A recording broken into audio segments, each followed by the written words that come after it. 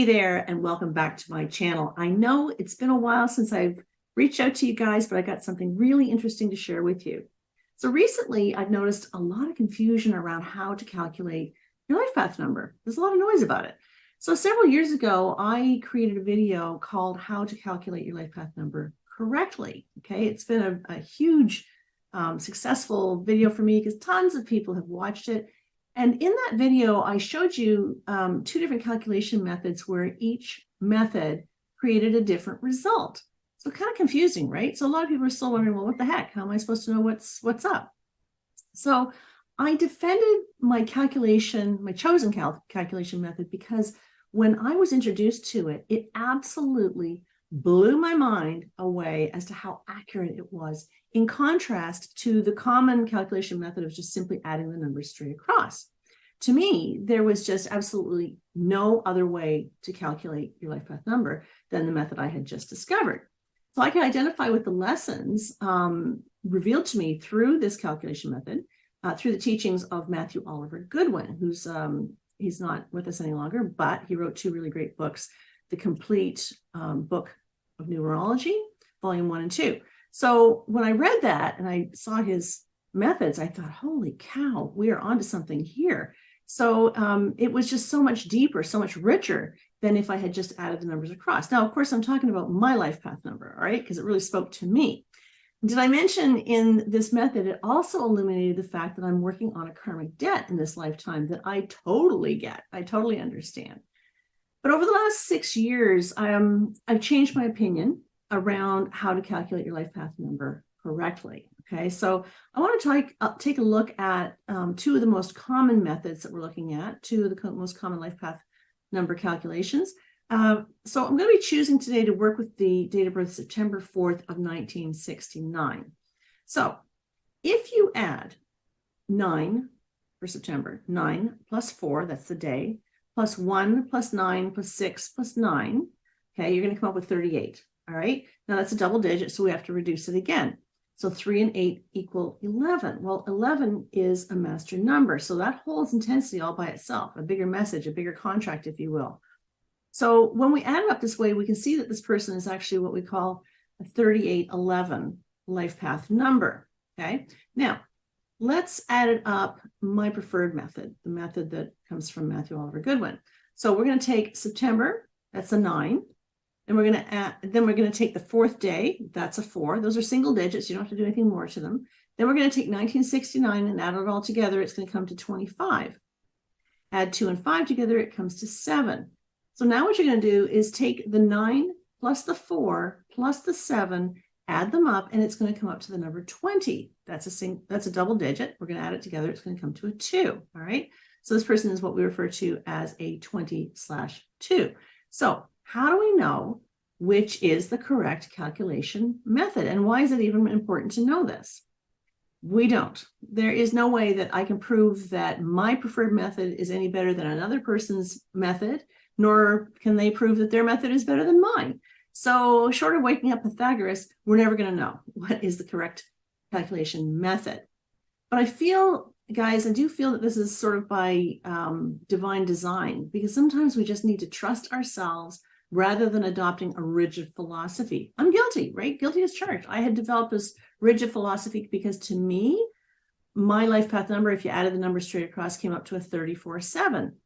Well, that means that I'm learning the lessons related to the 3 and the 4. That's what we call sub-lessons.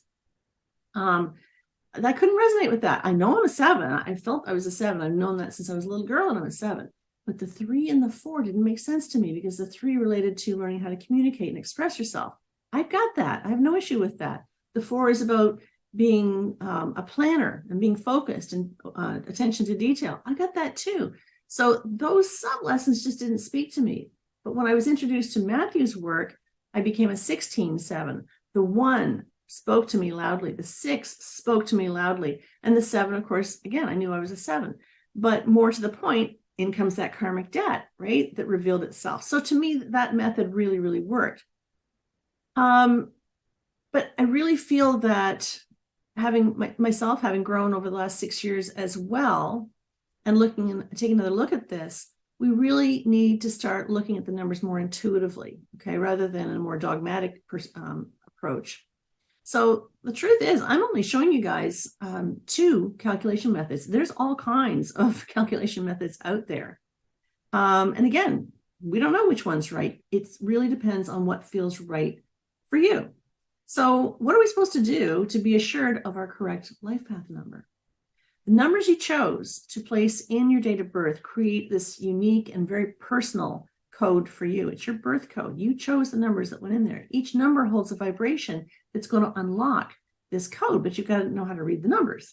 So for example, the person who was born on September the 4th of 1969 can be either a 20/2 life path or a 3811 life path. So this is where we need to feel right into those numbers. We have to be intuitive about it. For example, this person, if they were a 20/2 life path, they've got a very different lesson plan than that of someone who is a 3811. Okay, so the 20/2 life path has the sub lessons of the 2 and the 0, so they can be the very best 2 they can be. Well, the 3811 has the sub lessons related to the 3 and the 8 and the double numbers of the 1s, right? That master energy of the 1 to be the very best 2 they can be. They're both life path numbers too, but the way in which they go about becoming the best life path number 2 they can be are the numbers that precede the reduced number, precede the number 2. The ones we had to add up to get to the number 2, those are sub lessons, and they're different in this case. Okay, so which one is right? Don't know. It's entirely up for you to decide. So when I do a reading for someone, I explain the differences to them, helping them to kind of decode their code. So I explain the differences to them so that they can decide which lessons feel right to them, which lessons have they come to learn, which ones have they been experiencing, tripping them up over their lifetime. It's not up to me to decide what your life path number is, because after all, you've already decided prior to your incarnation of what your life path number is going to be. So it's really important to have a clear understanding of the numbers associated with the lessons with each number so that you can best crack your birth code. There is a lesson associated with each number. There's a positive side, there's a negative side. And once you master those numbers from 1 to 9, and I'm going to be helping you to do that. When you master those numbers from 1 to 9, you have a better chance at becoming more connected to your life path number. So for example, that 20/2 is going to feel a need to tap into and to develop their intuitive gifts, whereas the 3811 will have an emphasis more so on learning how to express themselves without ridicule, while developing a better relationship with money and power and authority and abundance, right? So you can see those are very, very different lessons, both to the life path number 2. So I just wanted to share with you that I no longer feel that there's a hard and steadfast rule to calculating your life path number, okay? So if you do your calculations and I see that you are, for example, a 20/2, but you feel like you're an 11, then guess what, guys? You're an 11. It's not up to me. It's to decide that. It's not about me being right. It's about you resonating with numbers that speak to you on a soul level. I wanted to keep